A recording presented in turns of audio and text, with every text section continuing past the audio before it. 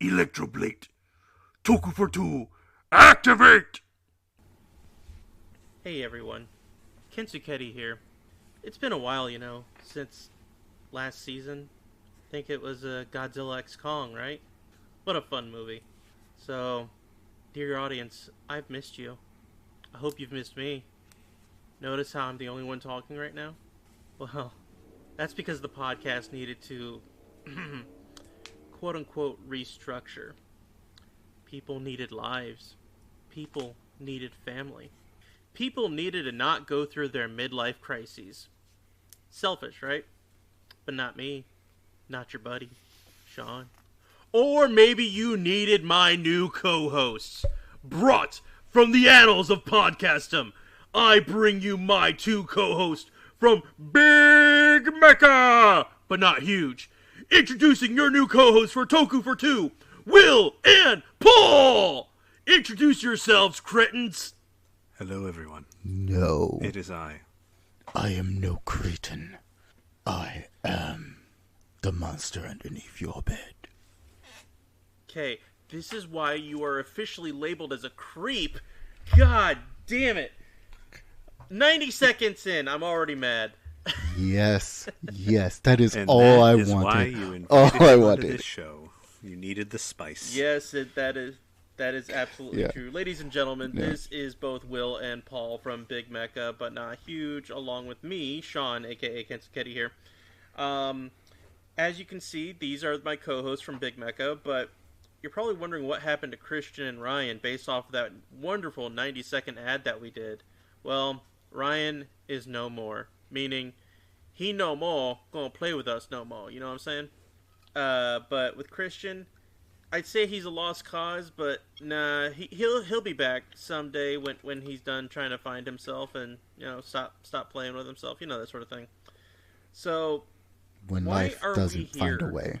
for this brand new season after it's taken so long to make another Toku episode? Because obviously we've been doing Big Mecha for 3 seasons now. In fact, it's still releasing currently. So what are we here for, guys? I mean, I'm mostly you here don't for the want me to sheriff. say it. He's pretty awesome. But what about The the deputy? sheriff. No. I shot the deputy. That happens With a lot. what? With what? It's the freaking song from Bob Marley, God dude. damn it, you were supposed to say something so I could go on with the song saying he didn't do it. He didn't fucking do it. You piece of shit. You're both far too young for that.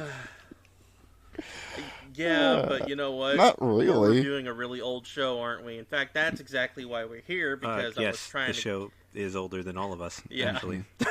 by 3 several years older than me. The 3 people years in older the than me, show- bro. 8 years my senior. Yeah, I mean, the people who are acting in this, who all look very much in their, 30s, a lot older than us, who were literally not existing when the show aired. Pretty much. Damn. So, Paul, because you are such a delightful human being that I got to have the pleasure of watching this with last night, what show are we watching? That's a good question. Space Sheriff Rewind. That is all I'm going to call him. Because he doesn't deserve his actual Damn it, name. You are... I'm very He doesn't confused. You deserve don't his know how actual to name. say things properly. What? It's Uchu Seiji? Keiji? Senji? We were watching... Yeah, no, we were watching the original Space Sheriff Gavan, who has a... I want to put air quotes around this girlfriend, because Gavan does not have time for a girlfriend. Paul, you're going way into it. All I wanted was the title. That doesn't make any sense. No one dates in this show. Paul is entirely misrepresenting the premise. He is a space sheriff, no. but not a It's- sheriff of love. Just a sheriff. He's got cowboy Oh no, boots So- and a star. As he mentioned before he tries to take us off track again, we are watching Space Sheriff Gavan for Season 2 of Toku For Two, which also has a new subtitle, mind you, because of my brand new cast. We are calling this season Toku For Two W. The W stands for Will. Paul's not important enough to be put on the subtitle. Maybe season 3. Maybe we'll see. Depends on how far we actually go with this. Yeah, I get too much attention in my real life. Do not make me bully you any further. You know I will. Anyways, yes, we are watching Space Sheriff Gavan. Guys, before we recorded this episode, Will and I actually recorded earlier this week an episode of the brand new Gavan show called Gavan Infinity. I can see where Gavan Infinity pulled a lot of aspects from, but I'm glad that they decided to evolve because this show is bonkers. No, we should return. More shows need to be written like this one. Where the ending is literally all narrated to you? Well, to be fair, there's literally and then he woke no up other and made narration. himself a grilled cheese. The end. Yeah, That's exactly what it sounds like every fucking time. My favorite part about this is the fact that in a modern show, they do things like pause. Sometimes they speak and tell you what's happening. Sometimes they'll talk to one another about things that are occurring. In this show, they do the opposite. It's basically, what if no one had any time to explain, and rather than saying those words, they were sprinting at full speed the entire time? That's pretty much what the show is. Every episode. It's honestly insane and a bit, exhausting. If it wasn't for the opening and the ending, I would probably have to, take a minute to, recoup in between, because... Dude, after every episode that we watched, we had to, sit there and think about what we just watched. Yeah. I put it on pause, I'm like, I need some water. I don't... My brain is on fire at this point. So it's the opposite of all the complaining you get now about short form does this to human attention span and blah, blah, blah, blah, blah. Look, there's a part of my brain that this is running at the speed that it wants to go, and I know for a fact that is not the speed you should go. It likes running at that speed, but you miss so much by doing that. And just like in this show, which feels like a cliff-noted version of its own script, that's how it is. Everything just happens, period. That's just, that happened. Oh, did you look away? Oh, too bad you missed it. There was an entire scene. Every 10 and they if focus, you screen cap this, every 10 seconds, if you screen cap the whole episode, you would think there were whole things missing. They're not. It's just every 10 seconds it completely rewrites itself. They'll be like, think of it like as watching a Family Guy episode where Family Guy is full of those non sequitur moments. Mm-hmm. And they're just pieced together to form an episode. Not a plot. Yeah. An episode. Non-sequitur. And that's essentially what this is. Yeah. It's the idea behind a non sequitur is it's such a harsh turn compared to where you were. This is that, but they put enough in there to actually stitch them all together, and you have this massive, crazy quilt of an episode. But they do the opposite of the modern day of everything, so they never explain anything. They never tell you why. They never tell you what's going on. They barely explain what is happening, and then that little crumb is just the character is now sprinting.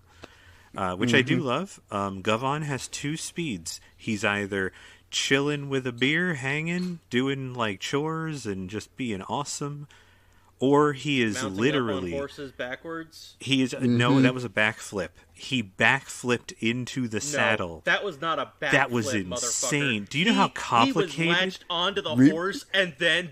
Yeah, do you know how nuts that is? I saw them do that, and I'm like, okay, first off, you should have zoomed out to show me how impressive that is. Second, that's insane. Who does that? Do you know how risky that is? The man could have cracked his spinal column doing that dumb thing for what? A half a second? It makes him look cool. Yeah, I'm sure it does. All right, so to hammer home on something that Paul has been repeatedly bringing up by spoiling a little bit here, I get the feeling that particular moment was filmed where he was falling off the horse instead of actually going Oh no, up a and lot of the backwards. special effects are the very, very old school trick of run it in reverse. So to get him to fly up a Yes. building, you just film him jumping off of, well, you film someone jumping off and landing in like, safety, and then you just run that backwards, and it looks like they're leaping onto I the would building. say it's about 70% of any of the Yeah, action. they do that a lot with the action scenes. They do that a lot with specifically the parts where people are jumping, leaping, or falling. To make it more impressive, they'll even run it like backward and forward several times to make it look more impressive. And there's a ton of zooming in. I genuinely, the first episode, I was like, if I had motion sickness, this would definitely be triggering it. This show was literally written by someone with ADHD that was on cocaine. Probably it was the 80s, after the 70s. Yeah, That it sounds had- about right, yeah. like whew. you give them a plot It's and they're like, exhausting. okay, these are the things you need to hit. We don't care how you hit them, but they have to be hit. It was And very as soon as you- confusing. When did you guys think episode 1 was missing stuff? Because I felt like there was a whole episode they didn't give us. Yes, it felt like again, everything about it felt disjointed, but also to the point where we're watching it and it's like, what just happened, to the point, I don't know, just everything would just cut. It's just nonstop cuts to the point where I don't know what I'm watching. Uh-huh. Like, it isn't until about episode 3 or 4 where it actually has like some sort of narrative thread that they're officially trying to follow. It's episode for 3. that episode. Oh, So, yeah, like, there was a episode beginning, a one, middle, the third and episode. intro. Yeah. And then like episode 1, it's just like, here's Gavan, and then everything else after that is just, here's what Gavan can do. And actually, Yeah. I did rewatch the first episode because I needed a refresher, and I realized they don't say anything about his dad being a sheriff in the first episode. They literally His make dad it. was special. Yeah, his dad was special, and his Well, his mom dad was was- from Earth. Yeah, his mom's from Earth. His That dad's was married. it. Yeah, and they never explained that. Like, and even then, you're kind of like, okay, and now it's like, oh, his dad's dead. Okay, Haha, your dad's dead. like you have not shown any attachment or that your parents actually meant anything to you. Like, you literally seem more attached to hitting people and just running places. And his horses. And pulling up on Yeah. a beach. Or pulling up on some random scientist dude. Oh god. So I really, really enjoy the fight choreography in this because it's not fighting. It is a man beating people out of the way. And I kind of love my that God. because he doesn't fight. He beats them and then they move. Like the first, I think, episode or the second one, he rolls up in he rolls up in his car, runs 3 enemies over, slams on the brakes, jumps out of the vehicle, immediately Dude, grabbing we a had to guy, rewatch and that just over and starts over. wailing on him, and then like throws this guy, kicks another, turns. As he turns, he smashes a dude in the face, and just goes right back to what he was doing. He's so violent, like exceptionally violent. It feels Even in stealth Oh, mode, yeah. this he's feels like Go incredibly Nagai violent. levels of violent. Like he's not Yeah. fighting. He's a trained martial artist, like he trains, but when he gets into a fight, he just like Swedish death machine. He sees red and everything dies. Like there's technique in there, but it's buried under the berserker rage. Yeah. God. Oh my God, he's so brutal. part I that you love it, but mentioned, he's so In the brutal. first episode, where he rolls up and then he jumps out. Paul and I Yes, were just like, onto we a looked guy. at it in shock. We're like, let's rewind that. We got to rewind that. Yeah. Yeah. That was ridiculous, It's so but it was cool. It's so cool. It was cool, but at the same So time, it's like, stupid. what the hell? Like, he literally jumped into fighting. Like, no words, no questions, just, Nope. oh, I'm gonna whoop your ass. I'm gonna whoop Yep, your no, ass. No, Like, he just rolls up and goes straight to the bloodlust. The man Yep. has no chill when he's in a fight. It's fucking wild. So I before love we it. go any And the further moment- into the episodes here, let's go ahead and do a little dive as to what Gavan is. So Space Sheriff Gavan is a tokusatsu show that was created by Toei under the Metal Heroes series. And it was created in 1982. It ran from March 5th, 82 to February 25th, 83 for 44 episodes. And for some reason, a second wiki says 6 movies, but as far as I can tell, there's only been one actual movie for it, and it's actually called Space Sheriff Gavan, the movie. And that didn't come out until like 2012. Yeah. So that was like everyone from the original, I assume, is gone. Though any of them who were around, it would be cool to see in like cameos or something. But yeah that's like years. We're talking decades separate the show from that. Yeah. Well, the 6 movies, it could be literally what they did with Power compilation Rangers. stuff, Yeah. Probably compilation type I think- things, like with anime, where there's anime movies and they add like 2 scenes, but it's basically just the show. Yeah. Yeah, it's basically main character telling you what's going on in the show at that point in time, what they were feeling or whatever. Yeah, And they'll cut like reliving whole clips. storylines and just do narration. So, the essential plot, and I'm going to read this verbatim from the wiki. Earth is invaded by the criminal organization known as Maku, led by Don Horror, who had first destroyed a space colony near Earth. Such a great Don name. Horror Don wants Horror. to... Yeah, I know. It's like a very mafia type thing. He's Don Horror. You mean the wall that talks? The wall that has arms but does not speak. No. It has It 2 has sets 6 of arms, arms. 2 faces. No, One face it has is in the 3 mouth sets of of the arms. other face. Yeah, and the It has human 3 face sets of actually arms. doesn't move while it talks. It's so weird. Oh, you're right. There's 3 sets of arms. Yeah.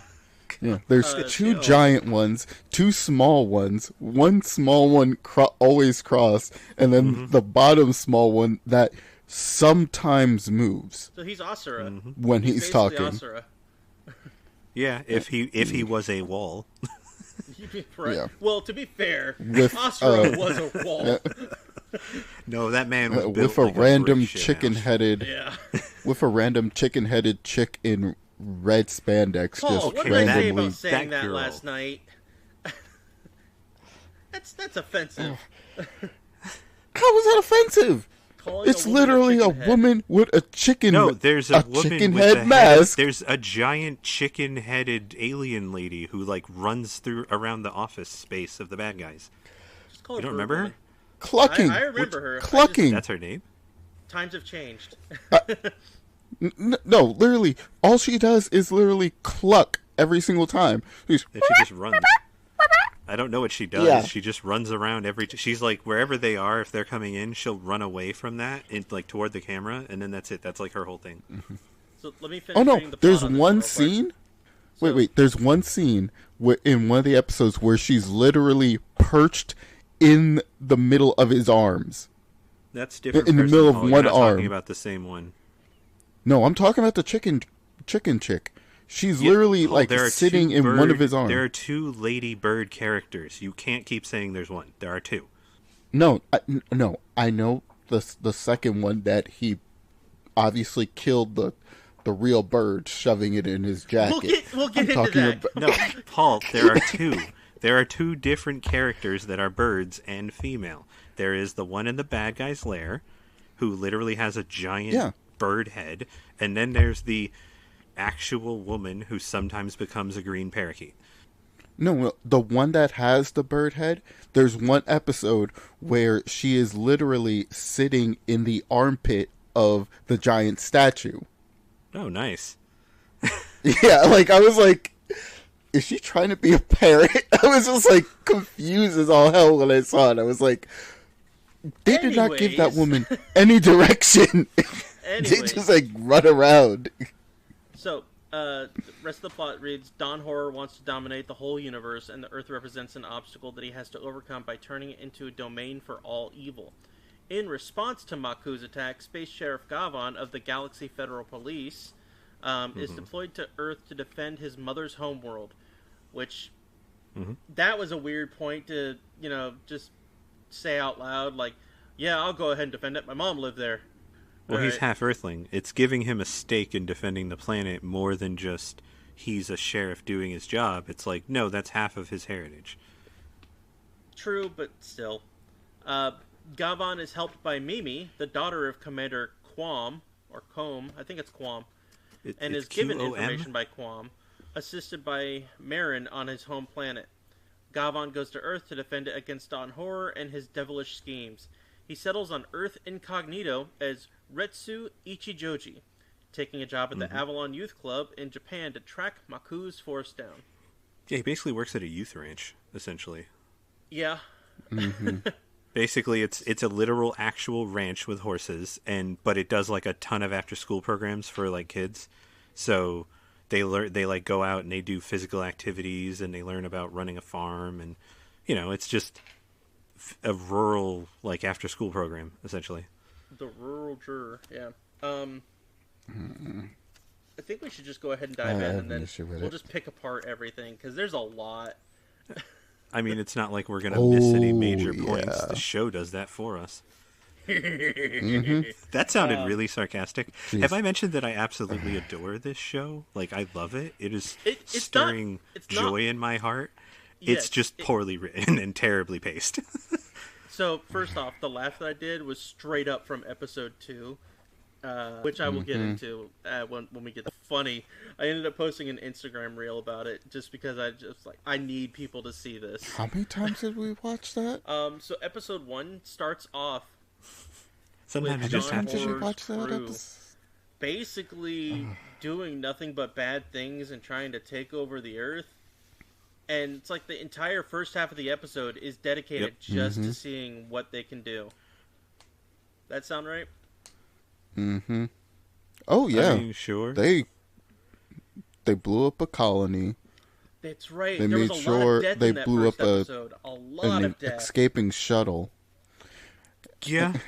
They do a Yeah, they do they- a they- lot. The bad guys kill a lot of people. This is from like the Yeah. This is the tail end of the 70s with like 70s 70s music. anime and stuff, and a lot of not main character people will just routinely get massacred. Like that's just what happens, which is very realistic, but also technically horrifying. Yeah, like that's not even going into the fact that they made sure that the pieces of colony would go through buildings Dude, oh on my the way God. down. Oh yeah, no, And they also killed like innocent civilians. they ripped apart whole buildings, and as they did, the buildings fragmented to then smash more buildings, and there were just people everywhere, and it was like, yeah, a lot of people die in this episode. One thing about that, on a production standpoint, that was actually really cool to see. Because all that stuff just reminded me, like, oh my god, this is like very well done. Godzilla type level destruction. It was actually really cool. Yeah, Godzilla movie level. yeah. The Destruction, special yeah. effects are all very well done. Everything is practical, with the exception of the after Which is affected another thing glowy I'm going to bits, touch on. and then the camera because tricks. there's one episode. Every once in a while, you'll see them drop There's the one ball. episode where they basically have black hole vision, I guess, for like an entire fight and a half. Oh god, that was. Was it the third episode? That's Okay. third episode. In It episode was the fourth. No, it was the fourth episode. It was the fourth episode. Well, in the fourth episode, Yeah, they have where- the very classic "the floor is Yes, fog." they do. They do that at one point. Yeah, they do That was that in cool. like a lot of in every episode. Oh, you mean with the spears? Every how episode everything they just fight comes in out randomly? the fog. Oh yeah, or the Yeah. fact that he almost gets impaled by a bunch of spikes while trying to sneak into Dude, the Maku we'll world. talk about that again in episode 2, because that was offensive. So No, that was I'm episode talking 3. about the one with the Indiana That was Jones episode 3. bullshit. That was 2. Because episode 2, Oh, that was funny. Oh, that's I episode loved 1. That. I loved no, that was 2, happened. No, that was motherfucker. I looked episode it up 1, right after wasn't you it? left. 2 was that was not 2, or it was not 1. Yes, It was I definitely have the in episode 2. pulled up on my phone because I wanted to look at it. So after all the Oh, so destruction damn and stupid. we He do outran see that the boulder chicken so woman and everything else going on, we are introduced to Gavan, who is in this giant spaceship. But Oh, wait. Backtracking real quick. Yep. The ships for Dawn Horror's crew, they look like anteater faces. No, So the the- mothership No, looks the like an mothership's anteater what face. is what it connects Sorry, to. no. The anteater one was the smaller ship. Yeah. Yeah, then they have fighters that look like the Independence Day ships. Yeah. The Independence Day alien ships. They look a little bit more like the War of the Worlds Horseshoe from crabs. like the 60s or 70s, where they were like flying manta rays. They look kind of like that's that. actually more, Yeah. more apt. But, oh, man. And on top of that, the escaping shuttle, the American shuttle or whatever you want to call it, the shuttle that was leaving and going into the colony before everything gets destroyed, that literally looked like the Discovery Space Shuttle. That So was what I wanted to literally also the bring Discovery up was that Space Gavan Shuttle. ship looked like it came out of Star Trek, but with extra steps. It looked like the Enterprise with extra steps. Yeah, it does. It looks like the Enterprise mixed with Star Wars ships. How you see all those parts on but top also of that it. really jumped that part is at it. the bottom. Greeblies. Yeah. Like, it literally... for a moment, I was like, yeah, that's Star Trek. And we double-checked twice to see Well, you when did Star that, I Trek didn't. came out. It came out at least 10 years When you say before we, this. it's the royal you. Yeah. So, Royal Will, we. what I checked it happens for the when show we are wise. introduced to Gavan, like, explain who all we get to see and what he does next. So, Gavan, we get introduced to him. He fights a couple of fighters, and then he winds up on Earth. You missed out on Mimi. The first episode, I mean, all the episodes run just super fucking hard. Well, so technically Gavan, I thought he fought the fighters before getting up from the chair, Yeah, and then he notices it's she's so in the room. bizarre. And then Paul and I pointed it out to each other, like, Yeah, because she just shows up, and he's like, so wait, Paul why and are I you pointed here? that out to each other. When she shows up, she's suddenly very sad and has to be using her dramatic flair, going from different point to avoid talking to him or avoid facing him, while she is like, please don't do this, but we need to do this. Yeah. Yeah, It was so literally... it's really weird. It is. It's basically soap opera acting. I need to get her acting, yeah. in this direction. And then the way that she turns into a fucking Specifically bird her weirded me in out. that episode, she gets a lot better. They don't explain that. She says it's her, and she points to the thing, and then she names it. But, like, the translation is terrible, I think, because the translation is being way too direct. It calls it her, like, light prism mirror or something, but that doesn't explain why she can turn into a bird. I'm like, well, that name is not explanatory at all. What do you mean? Like, I get the object makes her do the thing, but, like, why is it called that? You don't explain anything. You just name it the meaningless title and then go, that's why I can do this. And it's like, okay. I mean, that's fine. It's just, why would you call it that? How does she get to Earth while Gavan goes separately? Does she fly from the ship to Earth in space? Yeah, they don't. He doesn't know how she gets there. She just shows up places, and even he routinely is surprised. Like, how'd you get there? He just has no idea. She just shows up. She just blips into like his life. To this. The dumber thing is he shows up on Earth. He's running along. Nope. He finds a Jeep. He starts riding in the Jeep, and then suddenly she's on the ground going, "Hey, come pick me up." Mm-hmm. Like, why? Yep. Yeah, it feels like there's pieces missing, but there aren't. The episode's just edited that way. It was just it's not a mind fuck. It's just a mind. They do a lot of jump cuts in more ways than one. Oh yes, like the show is mainly jump cuts. They will jump cut for no reason. Like they'll cut out at one point. I saw them cut out getting into a vehicle. The character ran up to the side of the vehicle and they jump cut to them being in the chair. And I'm like, that had to save like 6 seconds, not even. Now, Why on top would you of jump that, cut that? There's also Like, what was the point? moments where, you know what? Never mind. Fuck it. I forgot what I was gonna say. I just got fogged there. Go ahead. Oh, were you going to bring up Gavan's teleportation and architectural disconformity? Because no structure actually exists whenever he's there. He will either be standing on the ground when he transforms. He is at the top of a so building. He starts doing his transformation Staring at down point at A, you. and then That somehow happens a lot. ends up in point D. Yep. He just, like, when he gets his armor, he'll just all of a sudden be somewhere Every else. single time. Wait, no. Don't know why. The only It time just that happens. didn't happen was in the cave in episode 3. Yes. Yeah, because that doesn't make sense. Yeah. He can't, like, he would, what would he do? Be You outside know what? where he can't I fight honestly them? expected that. Yeah.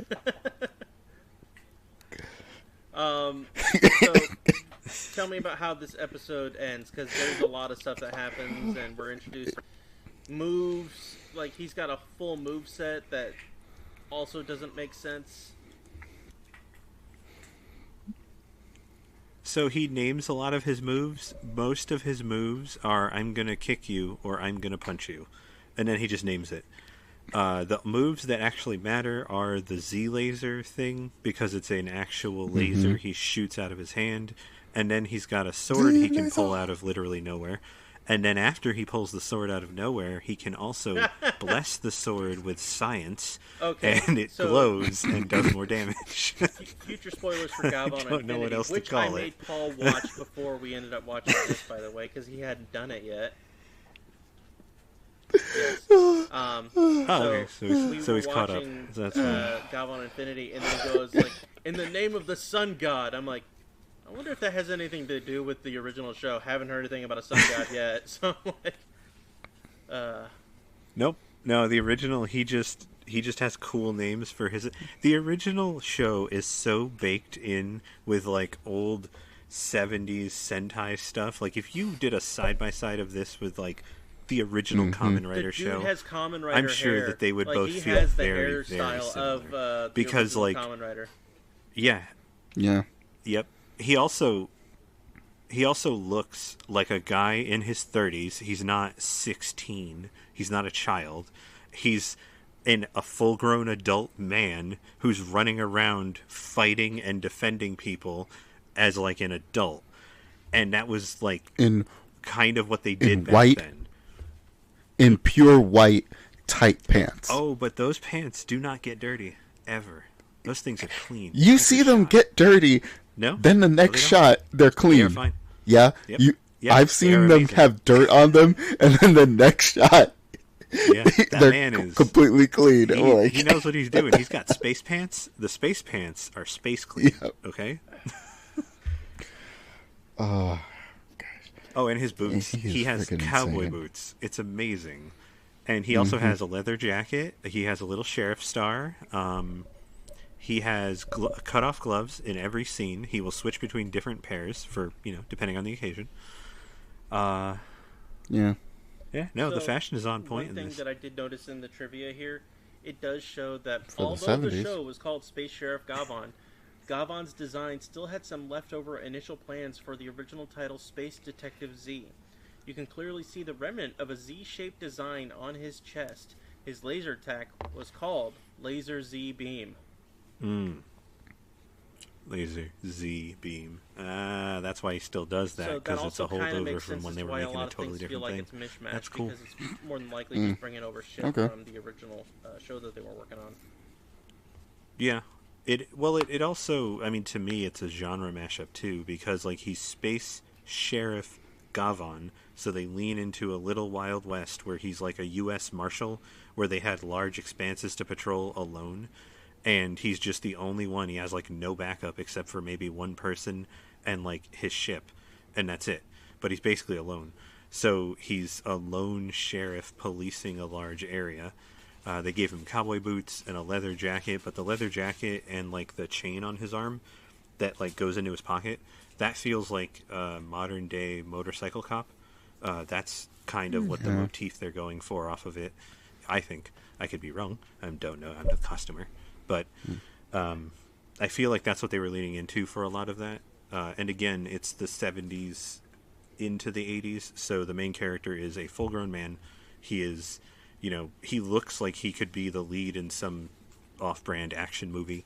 It's just not the feel that they eventually wind up going with for a lot of the shows where the characters are much younger, much less experienced. He is like a guy who knows what he's doing, been doing it a while, and you just walk into his story one day, and that's where the show starts. Now, when it comes to tokusatsu things like Power Rangers, Kamen Rider, Ultraman, obviously there's a few things that we are on the lookout for. Teenagers with attitude. For the different henshins. We're also looking for the monsters. We've already talked about the fighting, but what monsters were in this first episode? Do you remember? Wasn't it well, there's a lot, actually. It's a clam or horseshoe crab thing. No, I know it was like a... Yeah, they call him clam monsters, how it's translated. I don't know if they say clam, because he kind of just looks weird. Shako monster. So it is a mantis shrimp-like clam monster.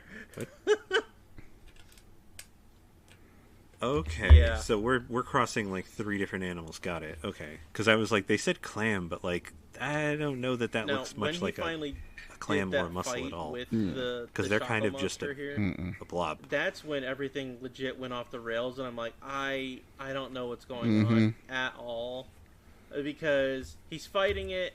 It's doing all this stuff, trying to like hug him from behind and take him out, like digging and shit. But then the black hole happens. Paul, how does the black hole effect work? The villain turns on a machine, flips a giant switch, and the Earth begins to rotate backwards, creating a black hole to suck the monster in Gavan into... Space, what was it? Muko space? Or something like that? Or Mika it's space? Maku space. Maku space. It's their space. Maku space. Whatever. It gives a buff to the monster. Just to then clarify you for have everyone the at fight home, when we say giant switch, we mean a literal switch so big 2 people have to pull it down. That's how big it is physically. And it's sparking every time they everywhere, do it, too. explodes. So, like, the machine breaks and it works correctly, which is wild to me. Maku space. Think about the logistics with this. So not only are they able to do this, we've already seen them kill so many people in the first half of the episode. They continue to do this particular, switch hitting Maku space every episode. And it makes you wonder how many people are dying from this particular thing. Because I'm pretty sure it's not the same thing as Superman going backwards to rewind time. I know. Yeah. Technically, that was just because they do timeline. definitely show. Yeah, they do definitely show that waves are moving backwards during it, because their editors only know one button on their console, and that is rewind. Rewind. So rewind. We're gonna rewind. Got it. So rewind, Jimmy. All right. Okay. Just rewind. So when they do this rewind, it's the same animation over and over. Which again, it's fine. It's Toku. You're going on budget. He ends up fighting it, and it's got actually some pretty cool techniques. Its powers include fast crawling, invisibility, red lasers from its red back spots, which I actually thought was a really cool moment to see that happen. It basically just turns around and fires shots from its back. It also that was cool. Yeah, and I will say this: that suit was amazingly done. It was so well made. Yeah. That suit was so well made compared to the like, others. Looks like a dude. I think the other one. Yeah. Yeah. Is it just a guy? It's just a guy. Okay. Hey, look. You got to save money where you can. You guys realize the entire costume for the normal henchmen who hold like machetes is just a black Oh no, I'm not jacket, talking about a that one. I'm shirt, talking about the a monster that shows mask, up in and the second pants. one. The monster that Like, shows up like and that's they it. pull back the camera and it looks like it's just a dude. Oh yeah. Well, some of the monsters I've noticed It's when are he just looks spandex gigantic. and then a head. So like the head will Yeah. be the part that matters, and they'll just like mildly change some of the accessories. Yeah. And you can tell that they just repurposed a lot of Kamen Rider stunt suits for this. Whatever other shows they had going on at the time, So they one were of the things I very also much see on here for repurposing the stuff. Shaco monster is that they but oh released man, some concept art of what they wanted it to look like, and it actually looks really cool compared to what they did as the actual suit itself. I'm going to post it in our Discord chat so you guys can take a look at it when you're ready. But I put it in our main Discord here. But it's really bizarre looking, and honestly, if they had gotten it to be a little closer to that, I think that would have been absolutely perfect. but I think they did good with what they did. It was bizarre. And the only reason I will agree that it looks like a face hugger is because it's the closest I can relate to it. Like it looks like a horseshell crab, exactly a horseshoe like. crab mixed with a face hugger, but I at could the see same that. time, Right? That concept art looks very Yeah, Ultraman. but it is an amazing design. It is an amazing design, along with it just being an amazing costume to see. I was extremely impressed at what they were able to do with it. He uses what did he use With to beat this one? with Was the it budget just for his, this show. Gavan laser beam. Okay. And then Yeah, immediately he after beat it he with the kills Z-beam, this, he and ends up then being he warped killed the back lieutenant to Earth. with And then the Beast Alien phaser. Doublemen show up, which is what Will was referring to, where it's basically they're wearing a jacket that looks like armor, and then a headpiece that makes it look like the Cybermen from Dragon Ball Z. Oh, yeah. okay. No, I'm talking about the truly generic bad guys like who are the literally mobs. just Got it. they're Yeah. the henchmen who have no name and no face. Yeah, the mobs Yeah. who are literally just a dude with a machete wearing an all black outfit Yeah. composed of a jacket, pants, Yeah. and like a muffler. That's it. Yeah. I love it. I love that that's their outfit because they transform into that in episode 4. They go from like looking like normal people as their disguise, and then they blip into those I want to get outfits, into and I'm that like, when we get into that episode because that nice. was really funny. So when we see him take on this second lower monster, it's just this guy who looks like a Cyberman from Dragon Ball Z. He's got a sword and shield, and they start duking it out, doing their dance. And then Gavan blesses his sword with the power of science, as Will said, and then slices him in half. And that was a really cool moment. I'm like, that's cool. I hope they get to do that with other monsters. Yep. Nope, it's the same animation over and over. honestly, that was pretty sweet. Oh yeah, no, they killed that. Mm-hmm. They for some reason they reused that costume like 3 times with different names and just act like the others didn't exist. In episode 1, when the kids got captured, by the way, we forgot to mention there were children who were kidnapped at one point. Don't worry about it; it's not really important. They get kidnapped in like episode 3. It's just a thing. It happens. They're fine. Anywho, the bad guys turn around, like cartoon turn around, because they heard a noise, and all 3 of them have that same head.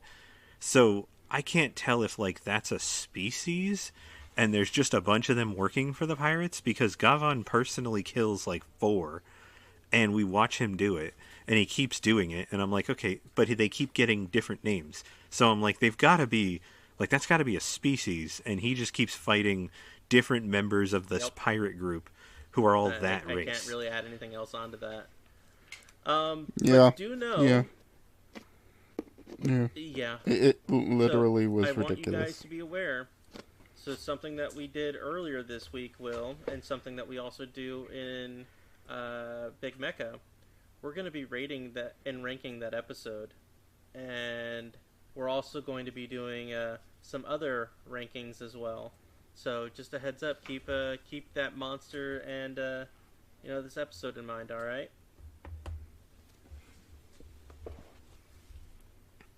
I think the real monster is humanity and the choices that we make. The internal moral struggle that this show tries to get across to us. You mean as the main humanity character as it struggles to survive after a giant across the coke sunset. bender and then manages to write multiple episodes of a show and it doesn't really know where to go.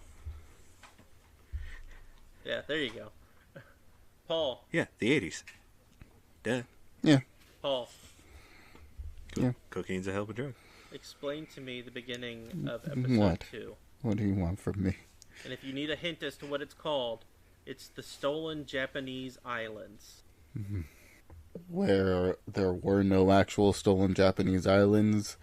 It was just Maku stealing It was an oil tanker. giant, a 500,000 pound, 500,000 ton oil tanker, and then spending the entire first 10 minutes of the episode refitting it so they can make it a flying gunship. No, That so looks they like could a make pirate it a ship. flying, old-school, steam-powered But can sailing also vessel fly. from, like, the 1800s that also flies and looks... Yeah, it looks amazing. It's so I don't know why they had to weird. do that, but I love that they did. And why it was... So So- random. It's amazing. It was. No explanation. And then- There's literally no reason. They could have just slapped jets on it. No. They made it look like a sailing was vessel literally made of retrofitted wood with it. that It has was so jet weird. engines and flies, and also a smokestack. Oh. Which, yeah. And they explicitly gave it the smokestack, and I'm like, no one ever does that. Everyone goes either to before we installed engines and boats or way into the modern day. Nobody ever does the in-between. Someone on your staff is a fucking nerd. And was like, I'm not just and going to then make it a they sailboat. have- This is also the one where the government And is then trying to Maku- pay off the pirates. Or the Empire, sorry. It is this one, right? Where they no. pay them off with diamonds? Yeah, the mob. Yeah, this is the one that Maku... Yes. Yeah, they have to fill tell the them that spaceship their with name diamonds. is Alpha. They tell the government that their name is Alpha. The government gets That was some so random funny. white It guy was from so out of Interpol to sneakily come in. They're My favorite part of that was when they said that he secretly arrived Yeah. in a Yeah. motorcade of 9 Yeah, cars. we saw that too. Yes. That's not really Okay. secret. That's not really sneaking him in. Oh, God. Secret. That has different meanings. and the dude is looking like the quintessential I am a police commissioner from somewhere in the European nations. I have a stovetop pipe and I'm going to just Can't believe we're doing nod this. and go yes, we must do this. Yeah. Just- They want a ransom? Well, we'll have to pay them. I'm glad we invited you So for that the type of funniest intellect. thing to me sir. was when the diamonds were actually accepted by the ship. we fill a suitcase. It would say, we got to The pay way this. it just Okay. goes in, and it literally goes in like it's this little fucking tadpole just swimming up to the fucking ship and goes flip. I couldn't stop laughing at that. Oh, my favorite part was when they escalated. He goes, the bad guy, Don Hoare, also known as Big Scary Wallman. He basically goes, cool, they paid us. Let's see how far we can take this. And he jumps from give me a bunch of diamonds to I want you to take Mount Fuji and launch it Yeah. into orbit. Yeah. Sir, I don't think this planet has that level of technology. Are you sure we want to tell them that in that order and with those words? You want them to take a mountain, mount engines to it, and shoot it into orbit to us. I know that would make it easier for us, but I don't think they can do that. I genuinely don't think that's a thing they could even do. What? Show is ridiculous. Yeah, he doesn't even say let us mine Mount Fuji. No, he says launch Show's Mount fucking Fuji bonkers. into space. That's all I can say is that it's bonkers. What? So I love this show. This is the amazing. next thing, More TV like I shows need to said, be written like this. And Gavan's biggest thing is being offended that they sent him that they sent Maku the diamonds. That was what offended him. That they sent Yeah. If you Maku the pay diamonds. ransom, the bad guys just ask for more. So, That's how ransoms the work. biggest offensive thing to me is what Will loves, but I And just then saw he it goes, and I'm like, this looks "Ugh." like shit, and it's only because of his giant jump that he does at the end. But he decides to infiltrate this little base that the Empire has.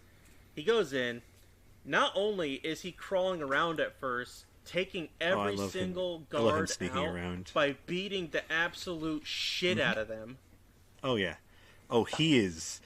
Dude. He is solid snaking the Yeah. fuck out of these Then he guys. I ends don't know up if in a they're dying, cave. but they're definitely in pain. And the cave is booby-trapped to all hell. Yep. And as he's going through, at first there's like these spikes that, you think that they're going to be... I'm sorry, I'm sorry. He dodges them. Then there's other things thrown at them. He dodges them. But then comes the fucking Indiana Jones moment. My God. I cannot believe that they actually did the giant stupid. rolling boulder. So dumb. Comes out of nowhere. Pretty much right Yep, off the episode bat. 2. Episode 2. Yes, If there he was did. a shark well, no, left he to didn't jump, do that. he He backflipped jumped off over to the it. side is what you could tell was absolute blue screen compared to the He boulder. leaps. And I'm like, why? Oh, that entire thing. The entire the entire thing with the boulder was just looped footage of the boulder, which was a miniature, coming towards the camera, and then him running like super hard in front of it, and they just shot him running toward the camera a bunch of times. Yes, and then he that's left where the blue screen at like the portion last came moment, up. quote It's unquote. so funny. It literally, so silly. I love it so much. it So literally looks, it looks so bad. It literally looked like there was a movie projector projecting Yes, that behind that's him exactly as he my was running thought. alongside Oh my it. God, you nailed that in the head. And then, no, it was just so bad. so good. It was so good. It was so bad.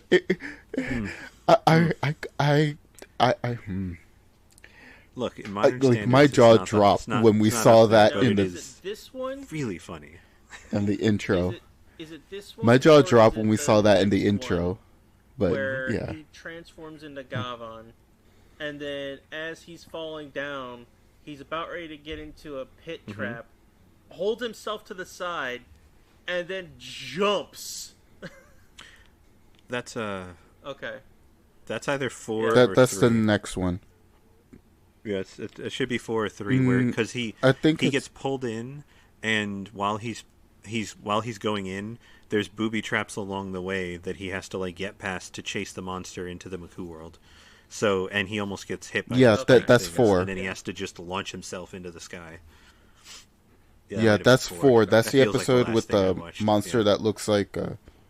Yeah, that's 4. That's the one that has the monster that looks like a You were saying plastic that, yeah. surgery botched All right. Zemo. So what happens Baron Zemo. after he infiltrates the area? Will after the boulder?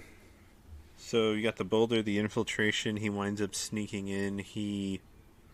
They show the girl shrink down to tiny bird, to I guess normal sized bird. It's a tiny bird. It's like a parakeet. She shrinks down into bird mode, so she's small. Puts her in his jacket. He winds up going in, and I think he frees.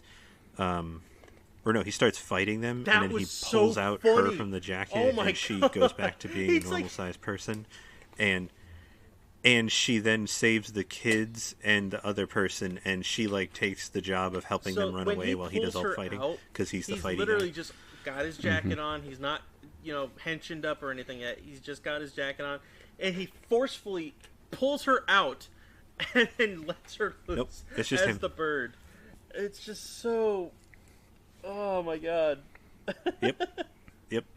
It the her turning into a bird thing is easily the most, like, there's a lot that doesn't make sense on the show, but it is easily the thing that makes the least amount of sense because they don't explain why she needs to do it, and they don't explain why it's a bird? Like, Why why not anything her else? item Right. turns her into a bird? Like, is it any animal? Is it just this one? Is she from planet Bird? Because there's a planet called Bird.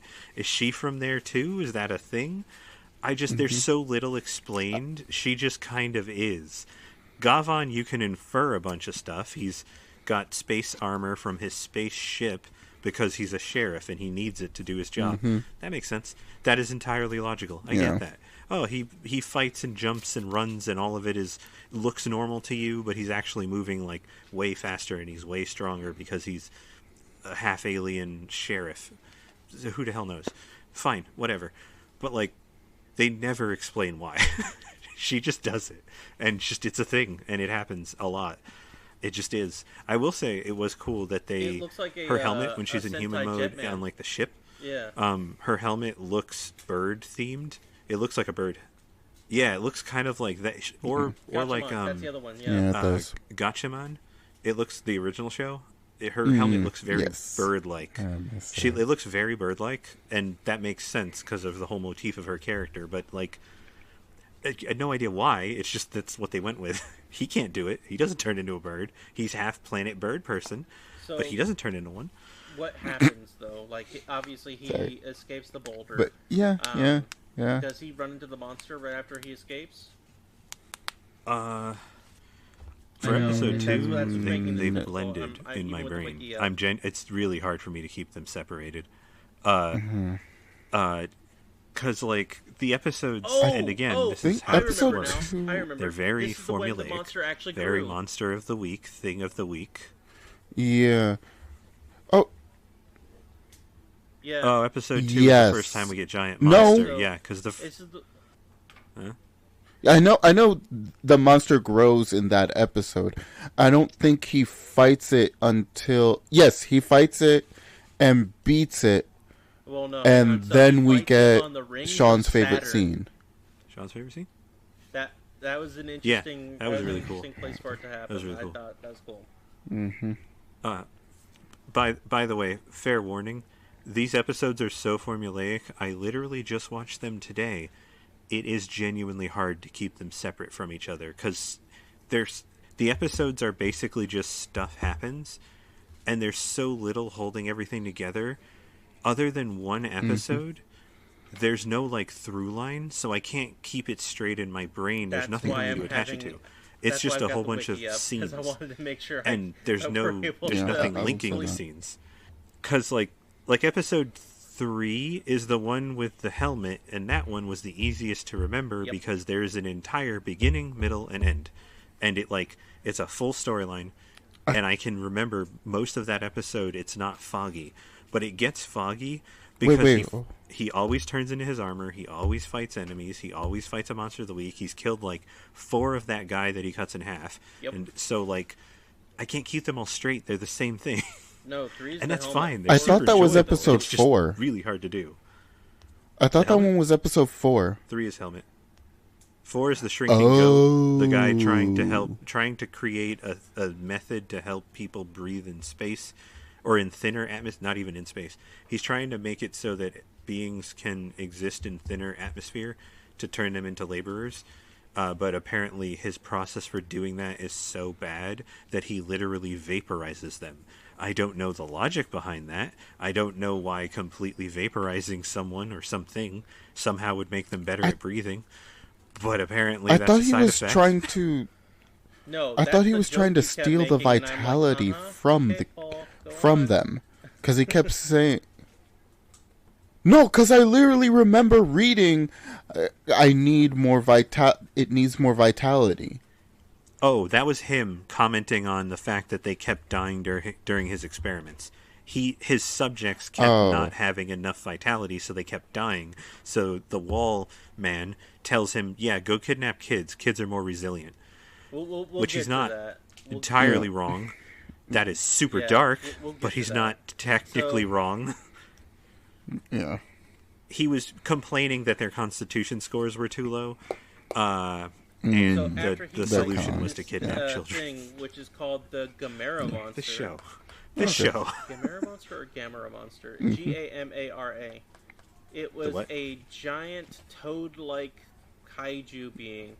I think this is the one where I saw. Oh yeah, this is the one where I pointed out to you, Paul. Where I'm like, that his thing. stomach looks like a giant baseball, and then he rolls into what looked like a giant baseball. It does. Yeah. It gets stepped on a lot. Yeah. Well, he's basically a Goron. I thought his Zelda. running was funny as hell. That scene I thought where him they're both running at each other is funny as hell. But that's also at Gavan was funny as hell. And rewind. He is Yeah. Yeah, because I think there's He's one wobbly. point where he ends Yeah. up when they both like are fighting on in space. He ends up having where Gavan jumps over him. Gavan jumps back to hit him, but then he ends up knocking it back to where you can tell that it looks like it's a forward flip, but they made it look like a backwards flip, and then they replayed it forward again. God, what a weird thing. But anyways, the Gamera monster, it's a toad-like BEM kaiju, which is for the type of kaijus that they use for this particular show. Its powers include explosive mouth lasers, rolling into a ball, mouth mist capable of propulsion, and invisibility and size growth. Yep. So the size growth definitely counts when it's to make my monster grow. Oh, Yeah. I meant to ask, by the way, does BEM does that have a greater meaning in the like science fiction Toei Toho worlds? Because there's a alien in Well, remember, Ultraman that's called Super Rhino. Bemular. I think I do.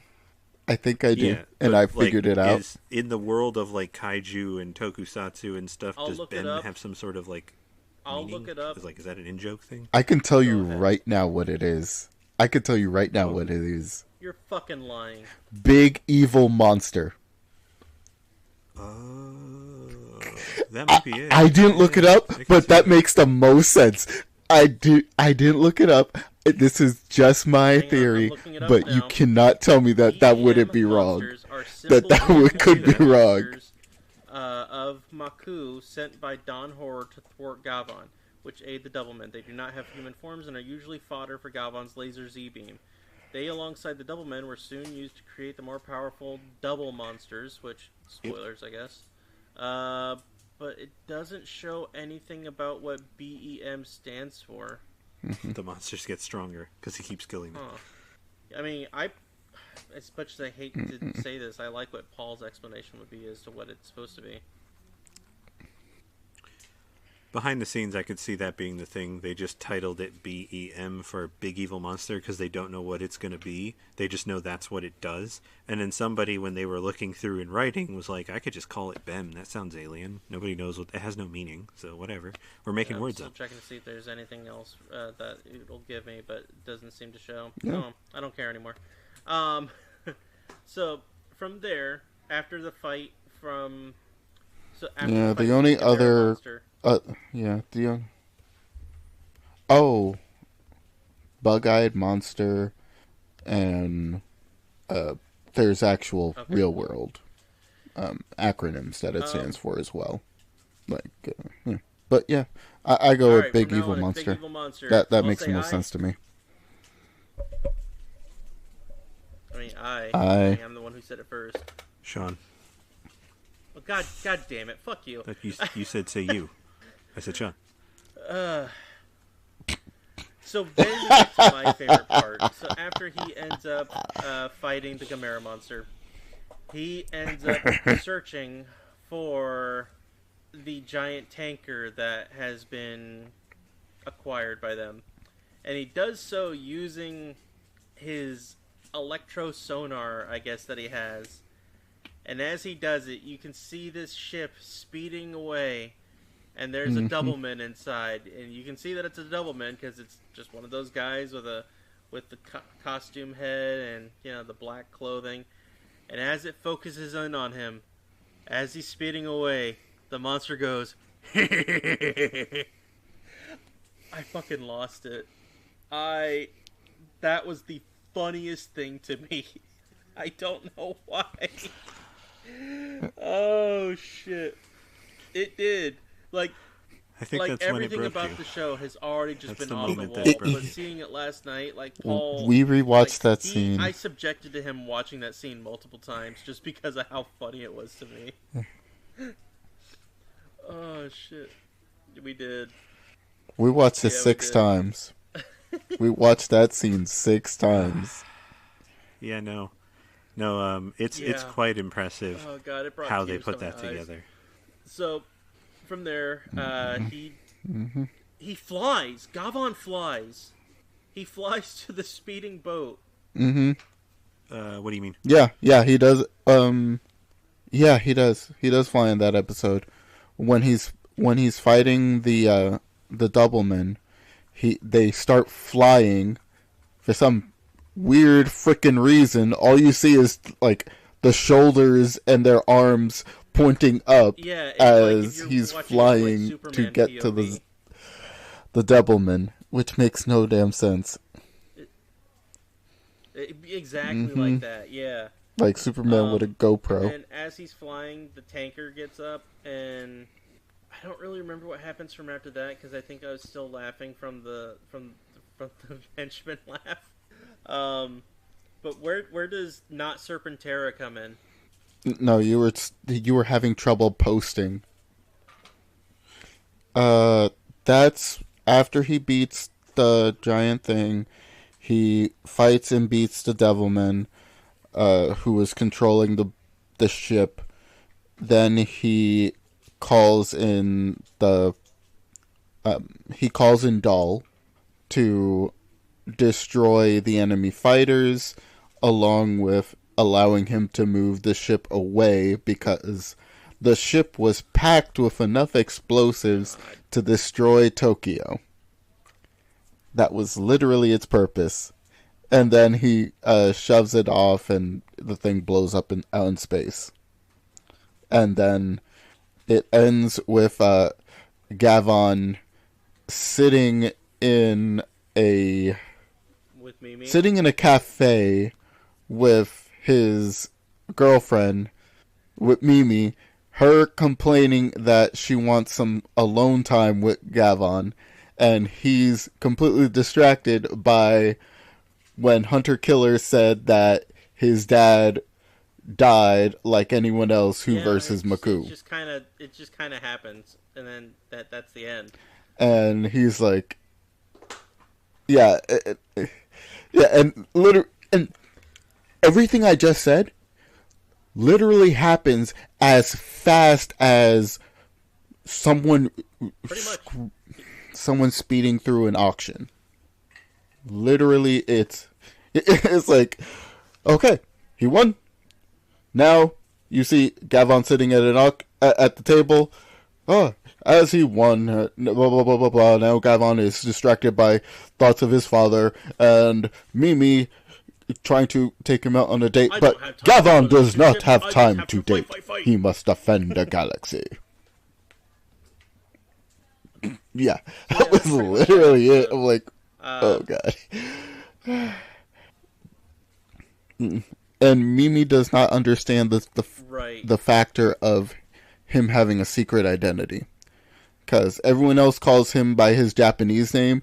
She will call him Gavan in front of everybody. Iota of fucks.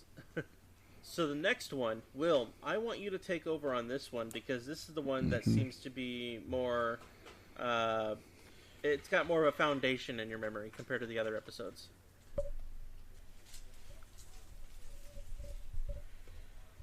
It has more structure. All of the episodes are super enjoyable, and I love watching them, but recalling them is very difficult in detail, because they all run together. So this one is about... Okay, two things. One, the eye catch artwork that they did, because they didn't do screenshots. They hired an artist to, like, paint. The first artwork is just Gavan chest up, and it looks like an album cover. The second one is him with the sword and the giant dragon spaceship behind him. That looks like a model kit cover. The way like that the box for a model kit. It does. Looks amazing. It does. Red Thunder Zord mixed with a space shuttle, basically. Mm-hmm. Yeah. Yeah, it's if you've seen Go Nagai do some of the stuff at the end of Get a Robo with like Get a Robo Dragon, it looks a lot like that. Or like the Spazer from God, look at me in my 70s. You were meant for knowledge. this. The Spazer from oh my god. Apparently, when that fuses with I am losing the robot Grendizer. Yeah, when the Spacer fuses with Grendizer, it basically it's the Grendizer slots in, but its arms are out, so it's like from the waist down or from like the chest down is the Spacer. It looks a lot like that. So like you have this bulbous body and then like an incongruously more normal thing sticking out. So the dragon's like midsection is super wide and round, but the front and the back look like dragon. So long, thin. They ended a dragon head and a tail. It's got 4 claws. It looks almost like you slam the two things together. The show is very 70s in its like monster designs and in some of its artwork. The artwork that I really liked in this episode is when they're doing the backstory for this evil cursed helmet from 5,000 years ago, because of course there's an evil magic helmet from 5,000 years ago. All of it as they're telling the tale. The Demon helmet. Demon helmet, whatever. The big evil MacGuffin, which does look really cool, by the way. Like, that's pretty sweet. Games, which now explains a lot, because that is considered a demon helmet. So, bravo to that. Yeah, neat. Yeah, this is 5,000 years old, and as they're telling the tale of this thing and how it came from Planet Bird, and people were fighting over it, and then they got rid of it, and when they did, they eventually wound up as a peaceful world focused on that. When they're telling the story, there's 3 paintings of like, think of it like medieval times, or 4, of like medieval times here, where you have people in armor and then somebody wearing this helmet, really, really and well they're done. all fighting. It looks really cool. I just really like the paintings personally. Yeah, but that's the whole thrust of this episode is magical 5,000-year-old MacGuffin has gone, like, they buried it on Earth somewhere. It's somewhere, and this archaeologist has been studying their stuff. Speaking of which, also, the prop that he has, which is like a piece of steel with a bunch of lines cut in it, looks awesome. That thing looks so cool, because it's just a piece of steel that they cut into. It looks super neat, and it's a sci-fi... It's like the science fiction version of look at this old map. But it's... It did look cool. They put a lot of effort into the props. This episode has a lot of extra effort put into it because of the story they wanted to tell. But anyways, they're looking for it. They've got this special space compass that's also 5,000 years old that lets them find it. It's composed of 3 glowing glitter orbs that are different colors. And when they are inside this thing and spin, they react with each other and they just tell you where the thing is. That is their whole job. Anyways, this professor uses it. Essentially, they tickle it. They find the cave. They're like, oh, we found it. Yay. They go in. They're looking. They're taking their time. And all of a sudden, out of nowhere, you'll never guess what happens. The bad guys show up. They show up and they be bad. They do pirate Hunter things. Killer looks like an early Hunter Killer's rendition there of what Scorpino with his looks cool like in mask Power Rangers. and stuff. He looks like male Scorpina, but with less money spent on the outfit. Like a lower budget version, because it's older and there's like 50 people wearing outfits, so we only have so much money. But there's a scorpion-themed, speaking of that, scorpion-themed monster this week that has like a tail coming out of its head, and it like stabs people in the neck and they die. It does that. Someone dies, and then he starts threatening them, give us the thing. And so they go to give it to him, and I swear, in the best executed, oh my god, what's that? And then a guy grabs the things and runs away. Yeah. Yep. Then it's a literally just Major Look. He does a Major Look, and they get away from the bad guys, who proceed to not chase them at all, which should be worrying for them, and instead turn to the wall, hit a couple buttons, and trap everybody in a room they can't get out of. Well, they trap the actual scientific team in the walls. Yep. While they get stuck in a room. The goofball conspiracy theorist who is actually the UFO correct. Hunter. I have no UFO hunter that was escapes. Let it be. Yeah. It was because that's true. And you know what? And you know what? Will has given the beginning section of this it's because more it's cohesive. More impact than they did on the show. Yeah. Yeah. Like I can genuinely remember all of this and describe it to you and walk you through the episode because like it actually fits together. Really, it's not really just well done. The only a clip problem show. I have with it is the actual monster. No, the scorpion's in episode 4. The scorpion? No, the scorpion isn't that one. This is guy. the dual monster. Yeah, this is the dual monster episode where he has the scorpion and the dude who looks like Baron and then Zemo. He fights the other guy who pretended to be someone else because he's apparently from an alien species that can do that. Yeah. Yeah. This one had Condor Monster. Condor. No. Oh, yeah, I know what you're talking about. No, that's the next one. He did? He does it towards the end, and it's not even an actual condor. It's just this guy that looks like, half of Hagrid. It's so weird looking. There's nothing bird-like it at all. It's just it looks like he's called Condor Monster, and he looks like a half. Oh, you mean he's called Condor Monster? Yes. No, it's this one. I have the wiki up. Oh, yeah. No, that's the next episode. Motherfucker, do not dispute the wiki. Are you serious? It was this one? There were 3 monsters in this episode? There were 3 monsters in this episode? I'd rather you just tell me what happens in the plot. Because I remember him fighting this monster, but I thought it was in, like, the next one. I might actually be wrong. Oh, damn. Me being wrong. Yeah, Oh, shit. Well, that's weird. Okay, so here's the funny thing about the wiki. Apparently, some of the episodes are out of order. It shows the demon helmet as number 4, while the other one with the condor monster was number 3. That's bonkers. My bad, people. No, the helmet episode was 3. So was the helmet episode 4? I remember watching that as number 3, and I thought that was cool. So. Okay, so it most likely is. So maybe, I don't know. Are we kind of all like running on different things? It's probably because of the wiki, yeah. No, it could just be how the wiki has it set, because we're all talking. Yeah, it's probably just a wiki because you're saying that episode 3 is still the helmet episode, and when we watched it on Blu-ray, right? It's just the wiki thing.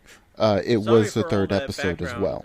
Okay. So, yes, you are correct. Typo. This is what you pay for. You pay absolutely nothing for now. You better fucking hope that it never changed. No, I'm kidding. But yeah, so my bad. 3rd episode, Scorpion Monster. Yay! Yes. Scorpion is pink. Oh my god! Right? Purple. Yeah, I forgot. Kind of pink there purple. is so much death in this show. Yeah, kind of the pink first time purple. they kill is just a random, dude that's with them, and he just didn't it have like a mustache? Yeah. Mm-hmm. Yep. Mm-hmm. Yeah, it stabs him in the neck, and he just Gavan is out, vapes. He's gone. I guess on a patrol or something. I'm not sure what's going on there. But then the kids run up to him. No,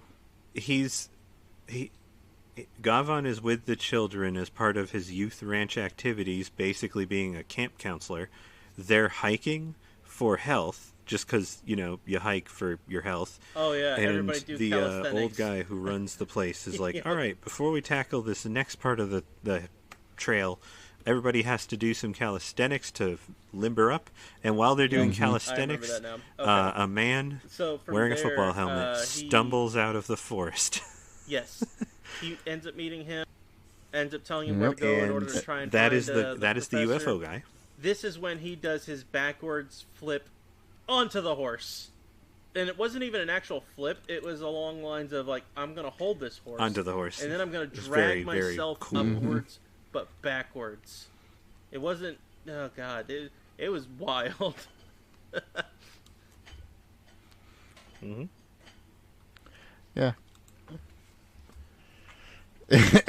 I saw it was like, no, what the hell did I just see? Did he just do a backflip onto the horse? You were confused. You weren't even looking at the screen at that point. I'm like... Paul's like, no, you need to rewind. I'm like, okay. So I rewind it. I'm like, the fuck did I just watch, Paul? But, yeah. Yeah. But from there, he ends up going to try and find I was like, what the hell? What did I just watch? What was that? One of... I want to keep on calling them the Cybermen. It's not the Cybermen. It's just a henchman. One of the henchmen ends up thinking that in order to gain the mystical orbs, to activate the location beacon or location of wherever this demon helmet is, he knows that Gavan has it, so he decides that he's going to go ahead and metamorphose into the scientist that's trapped underground. So he ends up turning into him, does this really weird fucking laugh as soon as he does it, like, like, really weird. And from there, he's coming down the mountain path, and what was it? It was Hunter Killer who, he smiles at him. Hunter Killer shoots him from behind. He's like, you just shoot me? Do it again. He just shoots him again. And Gavan finds him in the riverbed. He's like, oh yeah, they shot me bad, Gavan, or Reiji. I don't know what's going on. But do you have the mystical orbs? Yeah, I've got the mystical orbs. Okay. Can I have them? Yeah, okay, you can have them. And it's just so fucking stupid. No, he literally asks him. No, he doesn't ask him his name. He goes, yeah, that's it. Gavan asks him, Are you Professor blah blah blah? Yes, I'm Professor blah blah blah. Like, automatically, like, trusting this dude with it, like his firstborn. Not just in my casual acquaintance who I randomly bump into and gaslight every 20 minutes. Just almost die, but from there, I'm gonna help give you the thing he almost died protecting, like it's nothing. And then like the entire riverbed is just covered in noxious gas, to where it's gonna knock Gavan out. I'm like, how did they have the time to set all of this up? Well, the gas is supposed to be just a natural gas from the volcanic. I don't know what flows throughout the island. No, it's just, if it was something they set up, he wouldn't have needed to put on a gas mask. Which I really don't understand, the fact that they keep doing flashes of him as the professor holding the gas mask on his face with the actual monster standing there as well, like with no gas mask on. I'm like, looks like a cool idea.